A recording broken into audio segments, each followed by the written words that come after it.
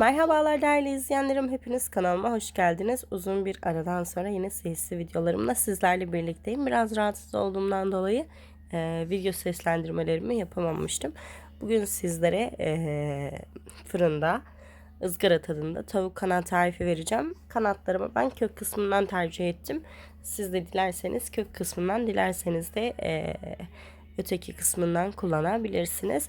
Hemen tarifime geçiyorum. Yaklaşık 2 yemek kaşığı kadar yoğurdumu geniş bir kabıma aldım ben. Ardından üzerine 1 çay kaşığı karabiber ekledim. 2 çay kaşığı tatlı kırmızı toz biber ekledim. Onun da üzerine yine 1 çay kaşığı pul biber ekledim. Pul biberimde hafif acılık var ama bu benim için sorun değil. Siz dilerseniz tatlıda kullanabilirsiniz. Ve çay kaşığının ucuyla kimyon ekliyorum. Yine aynı şekilde çay kaşığının ucuyla ben kekik ekledim. Kekiği de ekledikten sonra arkadaşlar şöyle yaklaşık olarak 2 tam çay kaşığı da tuzumu ekliyorum. Başta söylemeyi atlamışım ve bir tatlı kaşığı kadar da salça ekliyorum. Şöyle yaklaşık olarak 3-4 yemek kaşığı kadar da ayçiçek yağımı ekledikten sonra bu karışımı güzelce karıştıracağım. Ben fırında tavuk yapacaksam, özellikle kanat yapacaksam kesinlikle benim sosum bu şekilde oluyor. Gerçekten çok lezzetli yapıyor bu sos tavukları. Sizler de gönül rahatlığı ile kullanabilirsiniz. Sosumu şöyle güzelce bir karıştırdıktan sonra çok katı olduğunu sizler de görüyorsunuz. Üzerine yarım çay bardağı kadar ılık su ekledim. Bu karışımımı daha güzel açmama yardım etti. Evet arkadaşlar, karışımımı güzelce karıştırdıktan sonra şimdi kök kanatlarımı kesmeye başlıyorum. Evet arkadaşlar, sizler sevmiyorsanız deri kısmını alabilirsiniz ama bizim için sorun olmadığı için ben almadım derilerin üzerinden. Sizler dilerseniz alabilirsiniz dediğim gibi. Şöyle hepsine ikişer üçer çizik atıyorum ki sosa güzelce bulaşsınlar ve sos tadını ete versin. Şöyle hepsine çizikler attıktan sonra gördüğünüz gibi şöyle ikişer üçer çizikler atıyorum. Attıktan sonra yıkayacağım ve ardından sosla birleştirmek için videomu tekrar sizler için açacağım.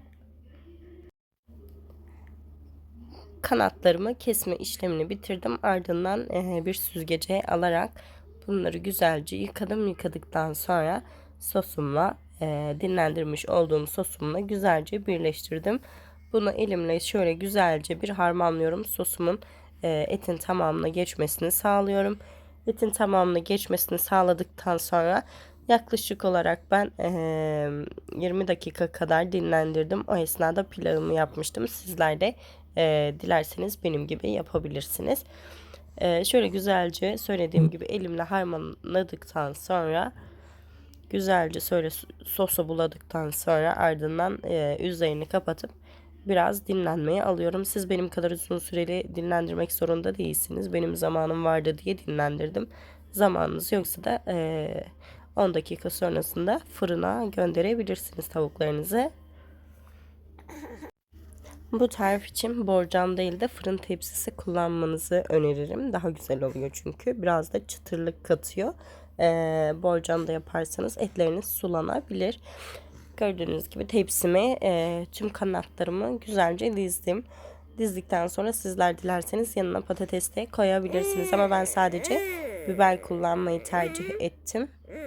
Hızlı bir şekilde etlerimi tepsime dizdim. Ardından 180 derecede ısıtılmış alt üst ayarıyla fansızda güzelce etlerimi kızartıyorum. Ardından son hali için sizlerle birlikte olacağım. Bunun için 40 dakika etlerimi pişirdim.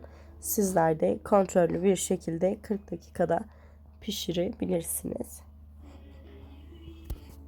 Etimin son hali bu şekildeydi. Gayet lezzetliydi. Sizlere de benim tarifimle yapmanızı tavsiye ediyorum. Gerçekten ızgara tadında oluyor.